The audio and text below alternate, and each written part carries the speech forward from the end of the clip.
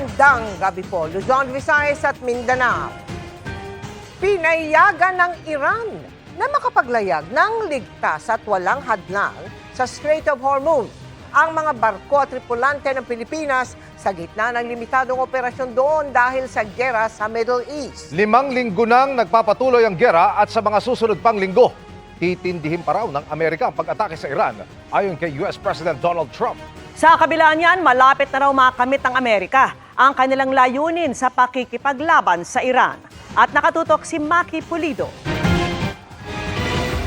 Makalipas ang mahigit isang buwang giyera sa pagitan ng Iran at ng magkasani puwersang Amerika at Israel, sinabi ni US President Donald Trump na malapit nang makamit ng Amerika ang mga layunin nila sa pakikipaggiyera roon. We are systematically dismantling the regime's ability to threaten America or project power outside of their borders. I'm pleased to say that these core strategic objectives are nearing completion.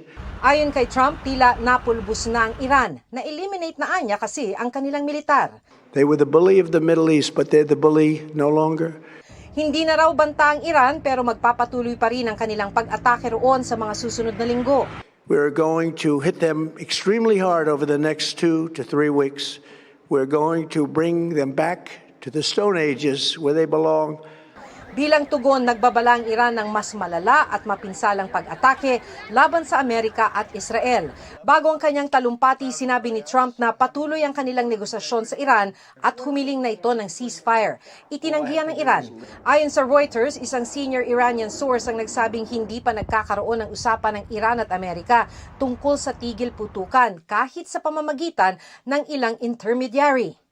If there is no deal, we are going to hit each and every one of their electric generating plants very hard and probably simultaneously. We have not hit their oil, even though that's the easiest target of all, because it would not give them even a small chance of survival or rebuilding. But we could hit it and it would be gone. Sa isang press conference, tinawag ni Trump ang pansin ng iba't ibang bansa tulad ng France, China, Japan at South Korea para bantayan ang Strait of Hormuz. Para sa political analyst na si Professor Aris Arugay, naghahanap na ang Amerika ng paraan para tapusin ang gyerang sinimulan nila.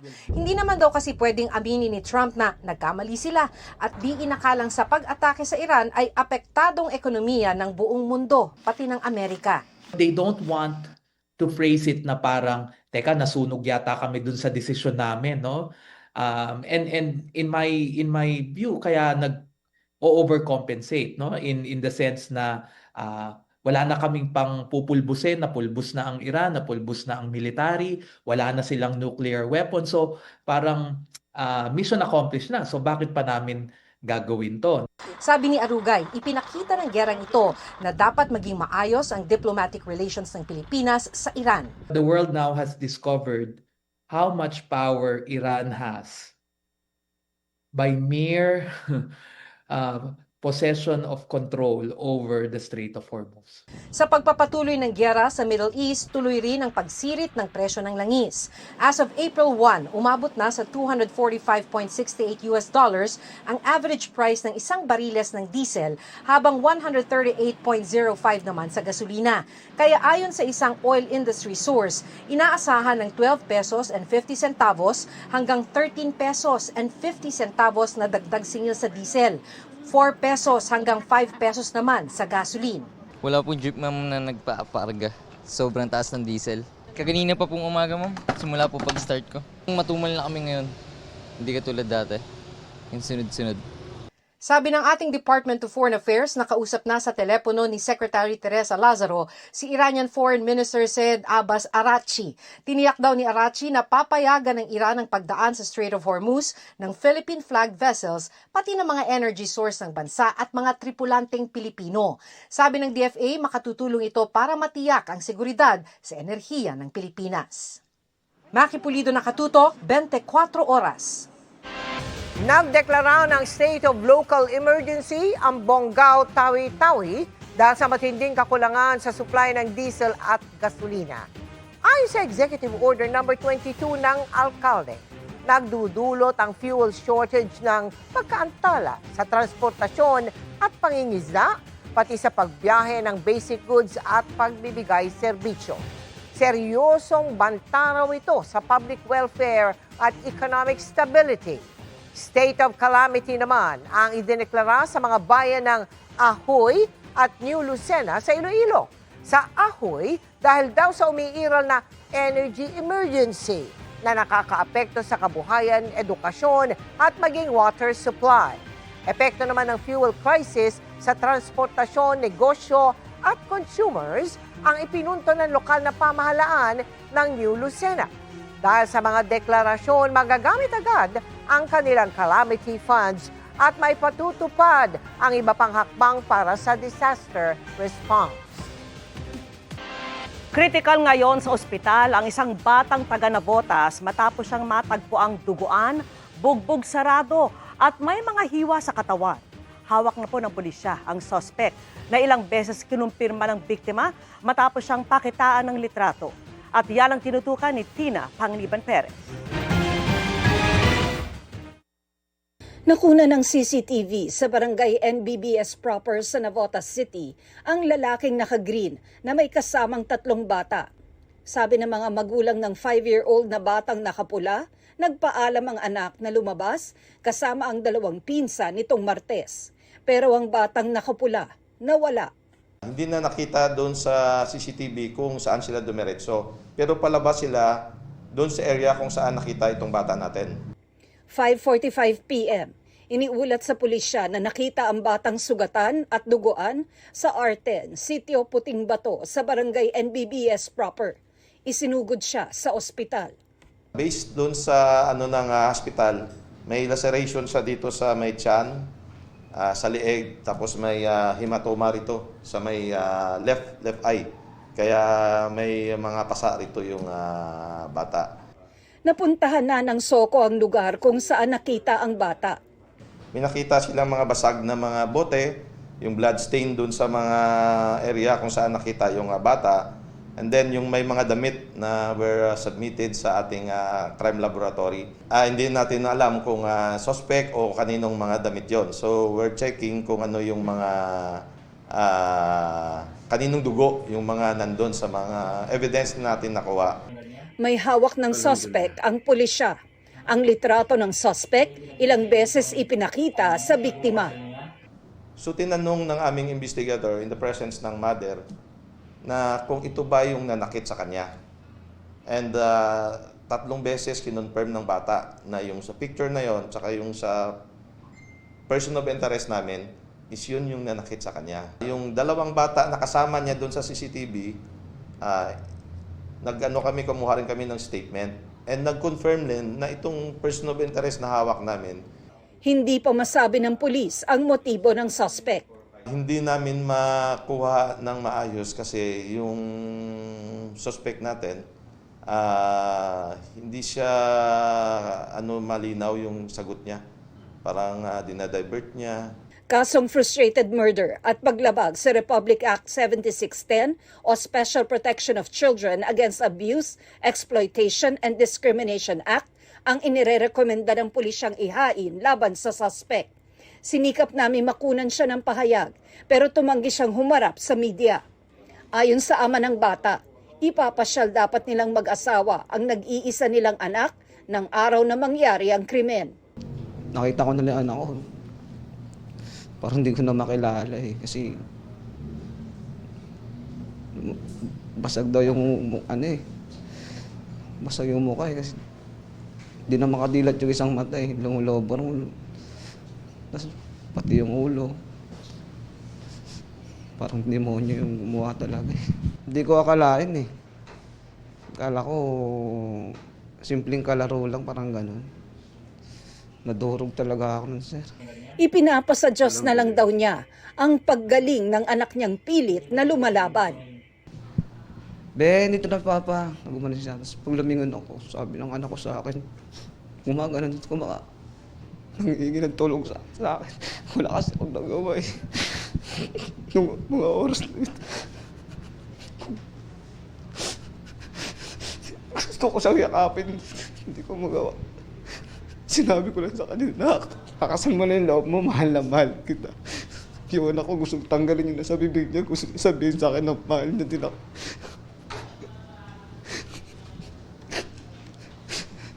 Critical po talaga eh. Kamaga. Miracle kapag nabuhay daw po, sabi niya. O-operahan po po kasi wala, parang sabi ng doktor, wala na daw po siyang bito. Parang bituka. Ano na yung bituka? Wala na.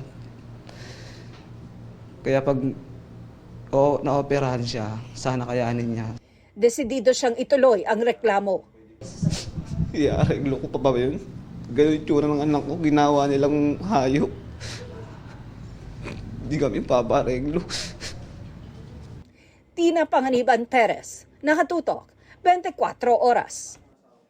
2 ang patay sa pagbagsak ng isang air cargo plane sa Busuanga, Palawan. Ayon sa PNP Aviation Group, bumagsak ang air cargo plane sa labas ng perimeter ng Busuanga Airport magtatanghali kanina.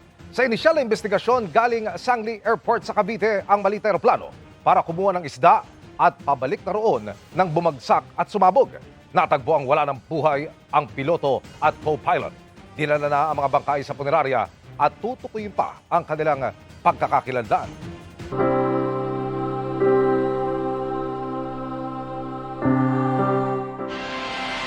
Ngayong Huwebes Santo, buong puwersang nakatutok ang GMA News sa iba't ibang klase ng pamamanata ng mga Katoliko para sa Semana Santa. Nakabantay rin tayo sa ilang sakayan at kalsada ngayong humahabol pa ang ilan na makauwi sa kanilang probinsya. Sisilipin din natin ang sitwasyon sa ilan sa mga karaniwang bakasyonan kapag long weekend tulad ngayon.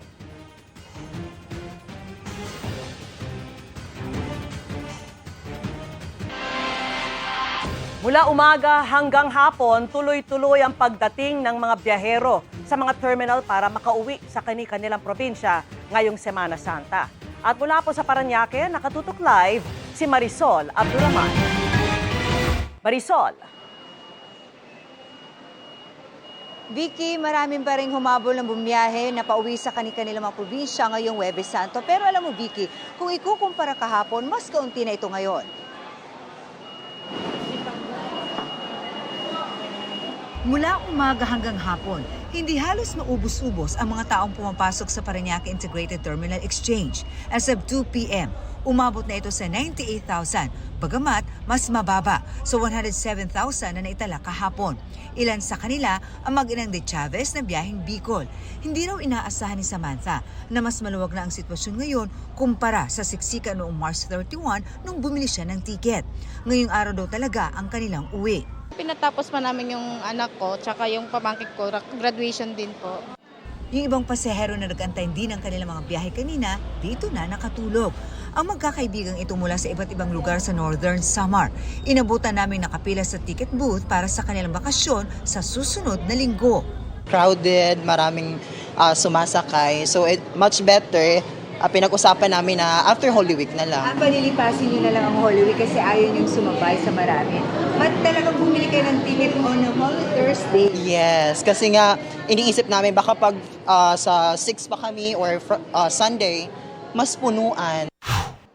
Kaninang umaga, mahaba rin ang pila ng mga pasahero sa isang bus terminal sa EDSA Camias sa Quezon City. Ang iba, ilang oras nang naghihintay. Makauwi lang sa Quezon Province. Gaya ni na Ellen Rose na alas 2 na madaling araw pa nakapila. Naku, sobrang hirap po. Mahirap din mag-abang dito. Paano po yan? Maghihintay po kami para lang makauwi. Nakailang lipat ng bus terminal na rin si Jonathan at kanyang mag-anak na pauwing Lucena pero pahirapan daw ang pagsakay. Di namin expect na pagpunta naman namin dito, ganun din. Wala. Hindi ko alam. Sabi ko sa kanya, uwi na lang tayo, uuwi. Ibig sabihin, uuwi kami dito, di na kami uuwi tutuloy doon. Ayon sa bus dispatcher, may mga extra bus units naman silang bumiyahe pero dagsaraw talaga ang mga pasahero simula pa kahapon. Ganyan din ang sitwasyon kanina sa isang terminal sa EDSA Cubao. Si April Lynn, karga pa ang 2 taong gulang niyang anak na babae. 3 oras na sila sa pila. Mahirap po at saka ang tagal din po. Ang dami din ho naghihintay na maraming tao para makauwi din. Tiyaga rin sa pila sa terminal na ito ang mga pasahero na pauwi sa Bulacan at Nueva Ecija. Mahalaga po kasi makakasama ko yung pamilya ko sa probinsya. Ilang araw bakasyon? Saglit lang po. Sabi ng terminal officer in charge, nasa 20 extra bus units ang bumiyahe ngayong Semana Santa. Matyaga namang nag-abang at pumila ang mga pasaherong uuwi sa ilang probinsya sa norte ngayong Semana Santa sa isang bus terminal sa Pasay. Sa NAIA Terminal 3 naman, may mangilan-ngilan lang na bumiyahe ngayong Huwebes Santo. Laking gulat daw nila na tiliwas sa kanilang inaasahan ang sitwasyon sa NAIA 3. Shock kami kasi sobrang aga po kasi talaga namin. Biyaheng Greece si Rachel na 5 beses na raw nakansila ang flight. Kaya kahit Huwebes Santo, tumuloy sa biyahe para sa trabaho sa ibang bansa. Medyo nakakaano po kasi ilang taon din po kami nag-a-abroad tapos ngayon pang kung kailan merong okasyon. Nabawasan man ang bilang ng tao, nananatiling mahigpit ang seguridad na ipinapatupad sa mga paliparan at bus terminals.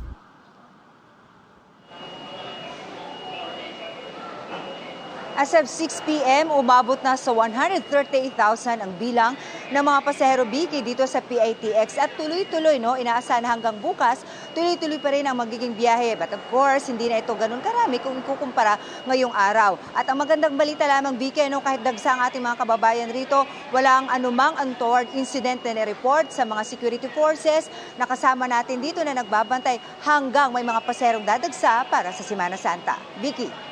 Maraming salamat sa iyo, Marisol Abduraman. Mga kapuso, Huwebes Santo pero nahirapang bumiyahe ang ilang commuter sa EDSA. Wala kasing biyahe ang MRT at mayroon pang road repair. Mula sa Makati City, nakatutok live si Joseph Moro. Joseph! Emily, sinabay ng DPWH yung pagkukumpuni sa ilang bahagi ng EDSA, katulad dito sa EDSA Magallanes Flyover sa Holy Week kung kailan walang masyadong tao sa Metro Manila. Kaya humihingi ng dispensa ng pasensya yung DPWH dun sa mga motorista na natatraffic sa ngayon.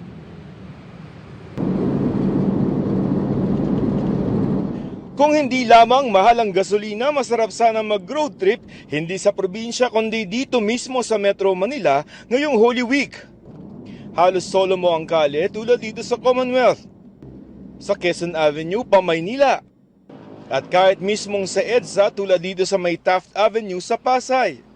Yun lamang para sa mga naiwan sa Metro Manila, bawas din ang paraan ng pampublikong transportasyon. Walang mga tren tulad ng LRT at MRT at ang natira lamang ay ang EDSA Bus Carousel. Dito sila nagsisiksikan. Ang ilang pasahero may dalang mga bagahe papunta sa mga terminal ng bus at may ilang magbibisita iglesia. Ayon sa Metro Manila Development Authority o MMDA, nasa 10 hanggang 20% ang nababawas sa volume ng mga sasakyan sa Metro Manila tuwing Semana Santa. Marami sa mga kalsada sa Metro Manila ang maluwag maliban na lamang dito sa bahagi ng EDSA Magallanes Flyover dahil sarado yung southbound lane na papunta ng Pasay. Kaya yung mga motorista, dito tayo nagkakaroon ng embudo. Pero ayon naman sa DPWH, huwag kayong masyadong mag-alala dahil tatapusin ang pagkukumpuni ng bahaging yan sa April 6, 4 a.m. Ang ilang motorista inakalang hindi matatraffic ngayong Semana Santa. Traffic kaya abala, traffic. Paano gagawin? Dapat madaling araw, iikot kami malayo. Problema, nakaabala tayo. Bakit, sir? Dahil may ginagawa Pero okay na, mas maganda ganyan dahil para paglabas na pagkatapos ng Holy Week, okay na. Maganda ng takbo ng sasakyan.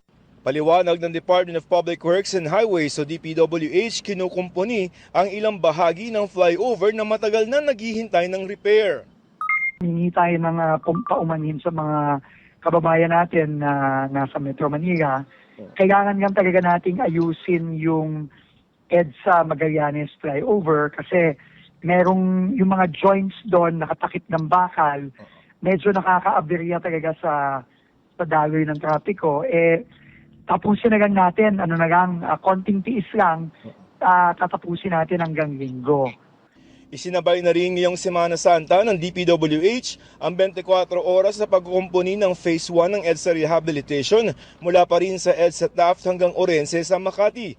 Hanggang madaling araw din ng April 6 ang 24 oras na operasyon. Pati ang pagpapalawak ng sidewalk sa bahagi ng Buendia na ininspeksyon ni DPWH Secretary Vince Dizon kagabi. Ganito rin ang gagawin sa ibang bahagi ng EDSA na mas nilalaparan at kapag natapos ay pwedeng gamitin ng mga pedestrian at mga siklista. July, target itong tapusin ng DPWH.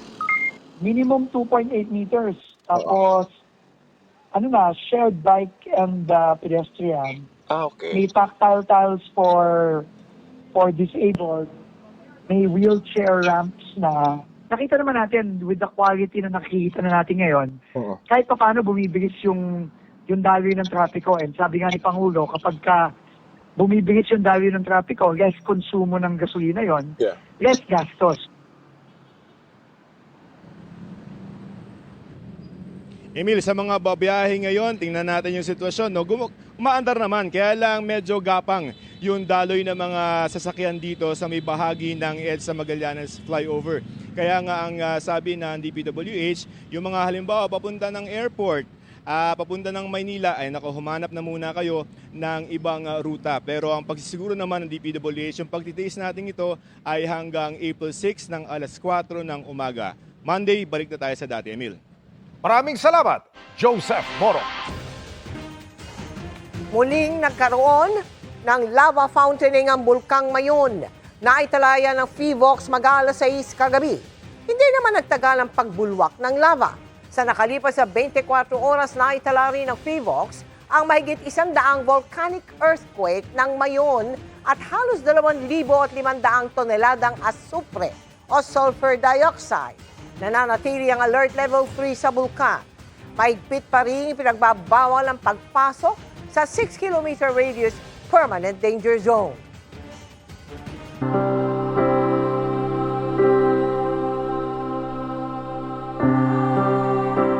Kabilang sa mga panata ng mga Katoliko tuwing Semana Santa ang pagbibisita iglesia. Kamustahin po natin ang sitwasyon sa Manila Cathedral. Nakatutok doon live si Darlene Kai. Darlene! Vicky, ngayong gabi ay lalong dumagsa ang mga nananampalataya dito sa Manila Cathedral para magdasal at magsimba. Pero ngayong Huwebes Santo, mapa nagvivisita iglesia man o namamasyal ay talagang apektado ng mahal na langis. Taimtim na panalangin ang alay ng mga nagvisita iglesia sa bawat Station of the Cross sa Manila Cathedral. Maraming tao ang dumagsa sa kauna-unahang katedral sa Pilipinas. Kabilang sa kanila si Janine at kanyang mga kaibigan na nagpagawa pa ng pare-parehong t-shirt para sa kanilang bisita iglesia. Kanya-kanya ng panalangin, kanya-kanya ng mga pangarap, pero iisa lang din naman po yung gusto namin mangyari. Peace of mind para sa lahat sa bansa. 12 taon na raw nila itong ginagawa bilang pasasalamat at pag-alaala sa sakripisyo ni Jesucristo. Isa lang po yung reason kung ba't kami nagsama-sama is yung maranasan yung paghihirap kahit sa simpleng paraan lang po. Mahaba ang pila papasok sa simbahan. Isa-isa kasing chinecheck ang dalang gamit ng mga nananampalataya. May mga pulis at sundalo ding nagbabantay sa seguridad sa palibot ng simbahan. May libreng patubig pa para sa mga nagvivisita iglesia. Ngalay na sa pagbabike. Malayo pa yung pinanggalingan namin. Nakita ko may tubig naman. Isa rin ito sa mga dinaanan ng Mission de Colores na nagpetition walk sa Maynila. Pero ilan sa mga nananampalataya, nagbago ang nakagawian dahil sa taas ng presyo ng petrolyo, tulad ng pamilya ni Rolito. For the Visita Iglesia po last year kasi we do in provinces kasi like in Pampanga, Ilocos, and then dahil sa nagmahal ng gasolina ngayon and then we decided na lang na within NCR area na lang po. Ang importante naman daw ay ang kanilang panalangin at taus-pusong pag-alala sa kahalagahan ng sakripisyo ng Panginoon. Pero bukod sa mga namamanata, mayroon ring isinasabay ang pamamasyal sa Intramuros. Yun po talaga ang laging nasa isip namin. Na maraming magiging kliyente yung aming kalesa. Ang iba kasi, dito na lang sa Maynila na masyal imbis na magbakasyon sa mas malayong lugar dahil nga sa mahal na langis at mga bilihin. Kaya ang takbuhan nila sa mga libreng pasyalan tulad dito sa Luneta. Imbis na sana mas maginhawa yung pagpapamasyal namin. Parang medyo mas naging stressful siya dahil sa dulot ng kailangan naming mag-better na navigate, maglakad na lang instead na sumakay-sakay or kailangan namin na i-strategize talaga kung paano kaming mamasyal sa Holy Week. Tipid-tipid na muna raw, mairaos lang ang ilang araw na walang pasok kasama ang pamilya. Vicky, ang busy sa tatlong silim sa paghahapunan ng Panginoon ay pinangunahan ni Manila Archbishop Jose Cardinal Advincula. Hinugasan niya ang paa ng ilang katikista, mga pari, madre, lay preacher, Catholic vlogger, theology professor at nanay. Simbolo raw ito ng pagpapasalamat sa kanila para sa paghubog, pagbabahagi at pagpapahayag sa salita ng Diyos. Vicky, hanggang sa mga oras na ito ay tuloy-tuloy yung pagdating ng mga tao. Ang pangungumpisal dito sa Manila Cathedral ay hanggang alas 12 ng hating gabi mamaya, kaya hanggang ganyang oras din bukas itong simbahan. Yan ang latest mula rito sa Maynila. Balik sa iyo, Vicky. Maraming salamat sa iyo, Darlene Kai. Ngayong Huwebes Santo, nadagdagan na pero hindi pa rin daw kasing dami nitong mga nagdaang taon ang mga turista sa Baguio City dahil sumabay sa mahal na araw ang mahal na petrolyo. Nakatutok doon live si Bea Pinlac. Bea? Mel, sumigla na sa ilang tourist spots dito sa Baguio City ngayong Huwebes Santo. Kabilang na nga rito sa Burnham Park, pero malayo pa rin daw yan sa dagsa ng mga turista ng mga nakaraang Semana Santa. Ganito katamlay ang ilang sikat na park sa Baguio nitong mga nakaraang araw. Bilang lang ang mga umakyat sa summer capital ng bansa para mamasyal. Pero ngayong Huwebes Santo, tila sumigla ang City of Pines. Maraming last-minute bumiyahe paakyat ng Baguio. Ngayon lang walang trabaho kaya nagkaroon lang ng time para bakasyon. Oo, so sinulit na rin yung family bonding. Nakaplano na rin kasi. So syempre, kaysa naman itigil pa namin yung plano namin, itinuloy na rin. Sayang din kasi. Sa bus terminal na ito, punuan daw ang mga bus at tuloy-tuloy ang mga biyahe. Pero itong Huwebes talaga, dapat to mahabang pila ko eh. Ngayon nawala na siya. Kumbaga puno man yung bus, pero taon-taon inaabangan ko yung mahabang pila. Ngayon nawala na siya. ayon sa Baguio LGU, nasa 30% ang itinumal ng pasahero ng bus paakyat at pababa ng Baguio simula nang magsunod-sunod ang taas presyo sa petrolyo. Sa kabila ng mas mataas na presyo ng krudo, may mga bakasyonistang nagdala pa rin ng sariling sasakyan. Dati pa po namin gustong pumunta. Itinang po namin na bakasyon. Kaya lang po, nagkataon naman, mataas po yung gas. Pero pinilit na rin po namin marating tong Baguio. Diyan lang po kami kumakain sa tabi-tabi. Tapos yung pumbahay namin, transient lang. Pag po gabi, nagluluto na lang kami para tipid. Kumpara nung mga nakaraang araw, kapansin-pansin na mas madami nang namamasyal sa ilang tourist spot dito sa Baguio, kabilang na itong Wright Park. Pero malayo pa rin daw ito sa dagsa ng turista noon. Lunes, Martes hanggang kahapon, konti lang tao. Ngayon lang araw, hindi naman natin alam bukas ulit kung may tao. Or sa Sabado, baka sakali. Tabla-tabla na lang or wala, minsan pa wala. Nasa 30% lang daw ang dating ng mga turista sa Wright Park ngayong araw. Humigit kumulang 300 pesos na lang ang kinikita ng mga tauhan doon sa isang araw. Nangangalahati pa raw dahil sa gastos sa kabayo. Kaya ang natitira sa kanila, kulang pa raw sa pangkain nila. Kung may extra job na pwede ka dyan, kagatin mo na.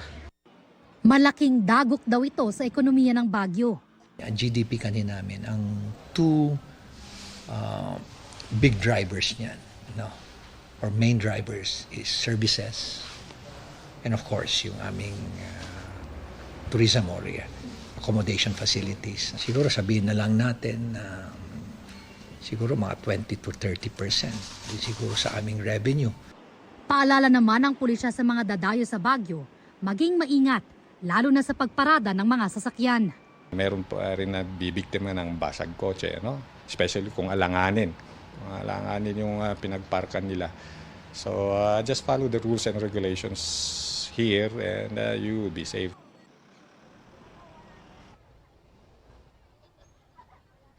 Mel, light to moderate ang traffic na na-monitor ng Baguio City Police dito sa lungsod ngayong araw. Samantala, nasa 20 degrees Celsius ang temperatura dito sa ngayon. Yan ang latest mula rito sa Baguio City. Bea Pinlac, nakatutok 24 oras. Maraming salamat sa iyo, Bea Pinlac. Isang patay habang sugatan ng isa pa matapos bumangga ang isang fuel tanker sa Sariaya, Quezon. Sa San Fabian, Pangasinan naman, 3 magkakapitbahay ang nasawi nang mabangga ng pickup ang sinasakyan nilang tricycle. Nakatutok si Marisol Abduraman. Nauwi sa trahedya ang masaya sanang outing ng 6 na magkakapitbahay matapos mabangga ng pick-up ang sinasakyan nilang tricycle sa San Fabian, Pangasinan kagabi. Galing sa San Fabian Beach ang mga biktima at pauwi na sana sa Barangay Pogo sa bayan ng Mangaldan. Ang nangyari po, ito pong pick-up, may vertical po siya ng private. Ang right shoulder niya, nabulaga po siya. Nabulaga siya na may tricycle pala sa right shoulder. Ayun po, nabangga yung tricycle at nakaladkad po siya ng mga 100 meters. Sa lakas ng pagbangga, nayupi ang likurang bahagi ng tricycle habang wasak ang harapan ng pickup. Patay ang 3 sakay ng tricycle. Nasa ospital pa rin ang driver ng tricycle at 2 pa niyang sakay.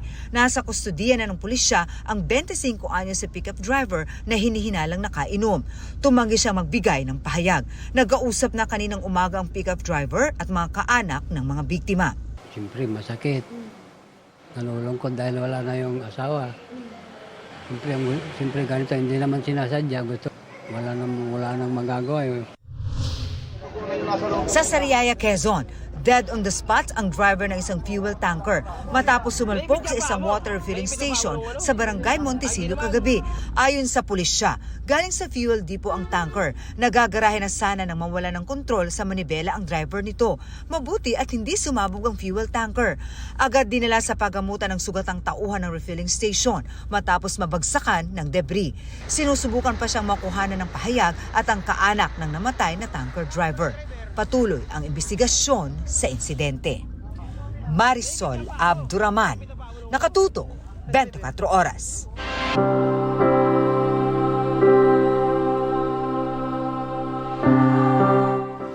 Bakasyon mode man ang maraming turista sa Boracay ngayong Semana Santa weekend, pagkakataon din daw ito ng ilan para makapagnilay-nilay. At nakatutok doon live si Kim Salinas ng GMA Regional TV. Kim! Vicky, sulit na sulit umano ang bakasyon ng mga turista dito sa isla ng Boracay dahil sa dami ng mga activities na pwedeng gawin. Ngunit sa gitna ng kasiyahan, hindi nakakalimutan ng ilan ang paggunita sa mahal na araw.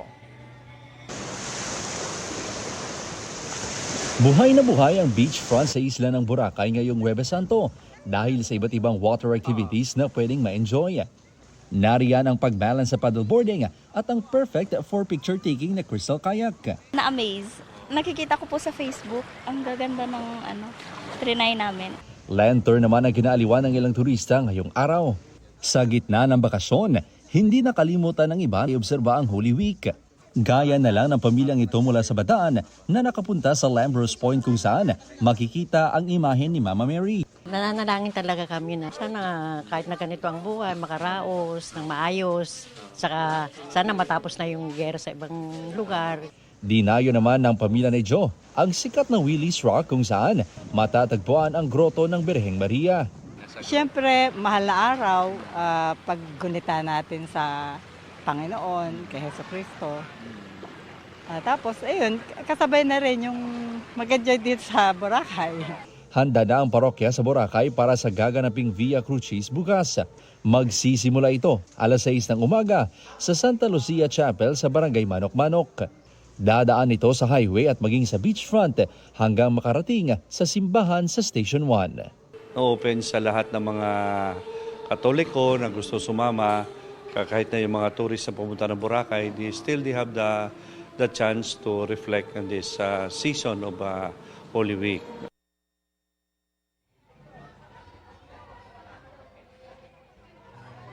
Vicky, susulitin ng ilang turista ang pag-party at pag-enjoy ng night activities dahil pansamantala itong ipagbabawal bukas ng gabi sa pag-obserba ng Semana Santa.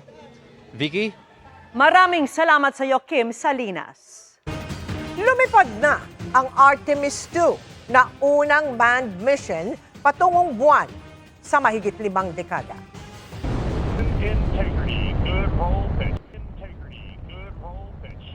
Mula Florida, USA, sakay ng NASA spaceship ang 4 na astronaut. 10 araw nitong iikutin ng buwan at target makapagtala ng bagong record sa pinakamalayong narating ng tao sa labas ng Earth. Dumayo pa sa Florida ang ilang turista para saksihan ang lift-off sa Kennedy Space Center. Agad nagpaabot ng pagbati si US President Donald Trump sa NASA at Artemis II astronauts na kinabibilangan ng 3 Amerikano at 1 Canadian. Paglilinaw ng NASA, hindi aapak sa buwan ang mga astronaut ng Artemis II. Sa 2028 pa, target ng NASA ang moon landing bago ang plano ng China na manned mission sa buwan sa 2030. Mga kapuso, halos 1 taong hindi nakatatanggap ng bill ang isang customer ng Manila Water.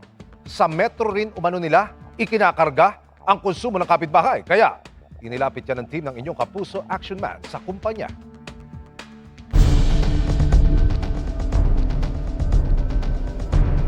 Patong-patong na problema ang inarap ng pamilya ni Celia. Hindi niya tunay na pangalan sa bagong compound na nabili nila sa Maynila. Mayo noong nakaraang taon, may naiwang utang na aabot sa mahigit 38,000 piso sa Manila Water ang dating may-ari na sina Celia ang sumalo. Pero mag-iisang taon na sa bahay, hindi pa rin sila nakakatanggap ng water bill kahit nakabitan na sila ng bagong kontador. Pumunta po ako noong August kung bakit wala pa kaming bill. Ang sabi po sa amin, hindi pa daw po nakarehistro yung metro namin. I-rehistro pa daw po nila. Kaya nga po kinukulit din namin sila na babaan na kami ng bill kasi mamaya full pack po yung, ibig sabihin malaki. Ang masakla pa, sa kontador ng tubig nila Celia kumakarga ang konsumo ng kanilang kapitbahay.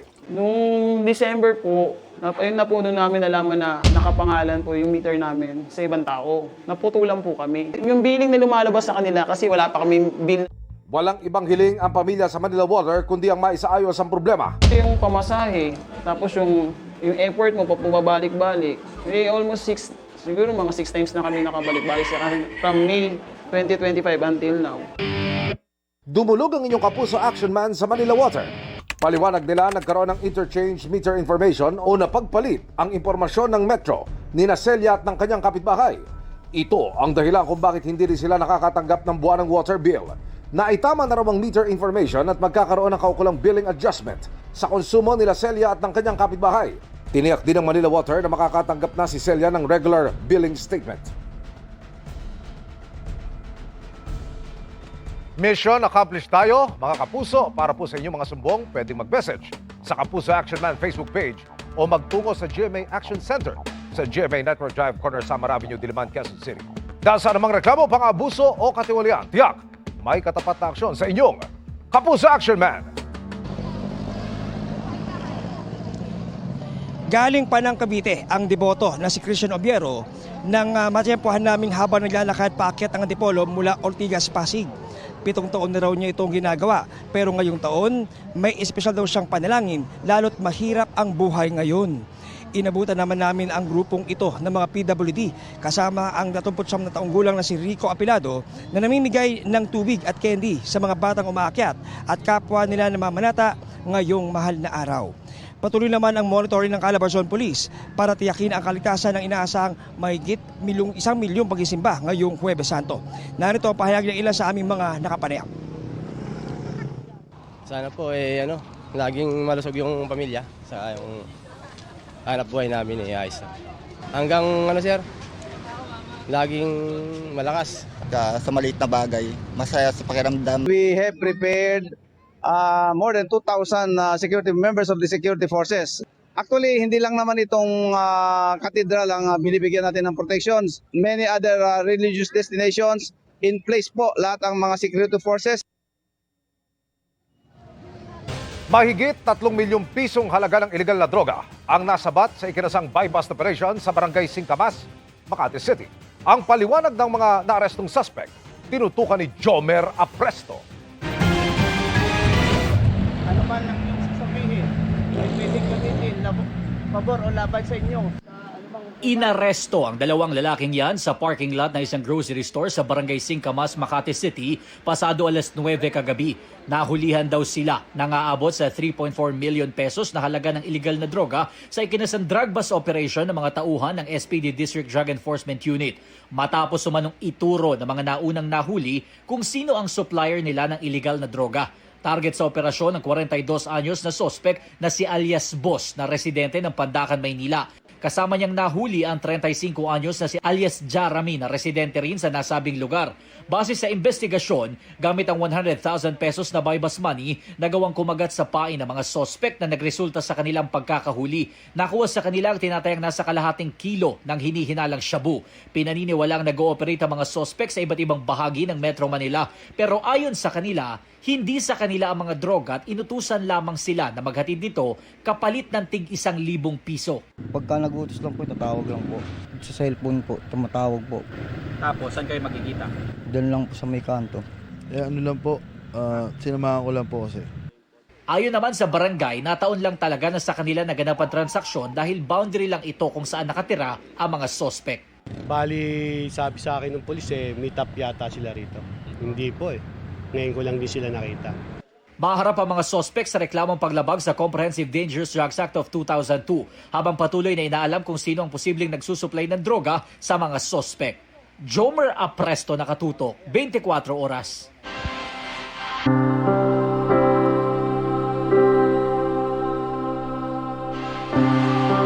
Tuloy-tuloy na rin po ang dagsa ng mga turista na piniling magbakasyon sa Puerto Galera sa Oriental Mindoro ngayong Huwebes Santo.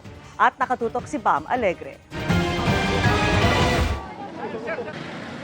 Huwebes Santo, pinaghandaan ng lokal na pamahalaan ng Puerto Galera ang pagdagsa ng mga turista. Pagdaong ng barko sa Pantalan kaninang hapon, bumati agad sa mga turista ang angking ganda ng Puerto Galera.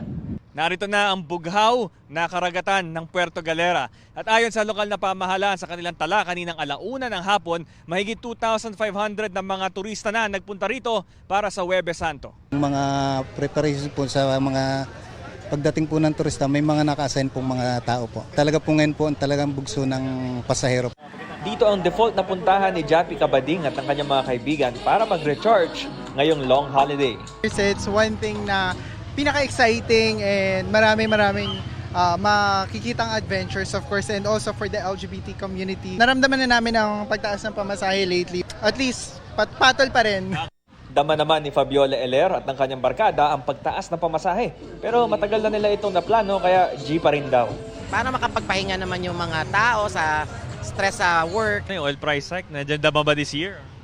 Ramdam namin. Tulad kanina, nag-tip pa ako sa sinakyan kong motor ng 100 para lang hindi masayang yung gas niya. Bam Alegre, nakatutok, 24 oras. Paalala mula kay Pangulong Bongbong Marcos ngayong Huwebes Santo, dapat unahin ang pangangailangan at pangangalaga sa ibang tao bago ang sarili. Sabi ng Pangulo, ang pagiging leader ay nagsisimula sa pagsisilbi sa kapwa. Sa nauna niyang mensahe na nawagan ng Pangulo sa mga Pilipino na sama-samang harapin ang mga hamon ng may pagpapakumbaba, pagtsatsaga at pag-asa. Para naman kay Vice President Sara Duterte, ang sakripisyo ng Panginoon ay paalala na ang tunay na kahulugan ng buhay ay matatagpuan sa paglilingkod sa kapwa. Kinikilala rin ng BC ang sakripisyo ng mga Pilipino, lalo na mga OFW na naiipit ngayon sa gera sa Middle East. Nanawagan ng BC na ipagdasal ang kanilang kaligtasan. Handa na sa gagawing tradisyonal na sinakulo at pagpapako sa krus ang Barangay San Pedro Cutod sa San Fernando, Pampanga, bukas. Nakatayo na ang 3 krus sa Burol. May mga tent din para sa mga manonood at magtitinda. 6 naman ang portal at CR sa paligid. Aabot sa 100 sasakyan ng kasya sa inilaang parking space. Paalala ng mga opisyal ng barangay sa mga pupunta, bawal ang nakainom at may dalang patalim. Gagawin ng pagpapako sa krus mula alas 12 ng tanghali bukas hanggang alas 3 ng hapon. Sa ngayon, 7 ang nakalistang magpapapako kabilang ang pinakamatanda na si Ruben Eñaje. Hindi lang para sa pananampalataya, kundi para na rin sa kalusugan ng klase ng Bisita Iglesia na isinagawa ng isang grupo sa Marikina City. Nakatutok si Tina Panganiban Perez. Bahagi na ng pagunita ng mga Katoliko sa Semana Santa ang Bisita Iglesia. Pero sa Marikina, Bisikleta Iglesia ang ginawa kanina ng mga lumahok sa aktibidad na padyak at panata. Ang purpose po ng ating event is to, number 1, promote our faith, especially now during the Lenten season. Number 2, to promote active mobility. And number 3, to promote tourism of the city of Marikina. Hindi siya yung usual yung bumibisita lang. Ito, bumibisita using bisikleta, yung mga namamanatang. Daan-daan ang lumahok, bitbit ang kanilang sariling bisikleta, helmet, bike light at water bottle. Mula sa mga biker na young hanggang sa mga young at heart, sama-sama. Para po sumamba po sa Diyos po. Bisitahin po yung lahat ng mga simbahan po dito sa Marikina po. Every year, yung grupo namin, meron kaming bisita iglesia. Ang panata ko, siyempre, yung kalusugan ng pangangatawan, kaligtasan namin mag-anak sa anumang kapahamakan, namang disgrasya karamdaman, at siyempre kapayapaan sa buong bansa at saka sa buong sanlibutan. Tina Panganiban Perez, nakatutok, 24 oras.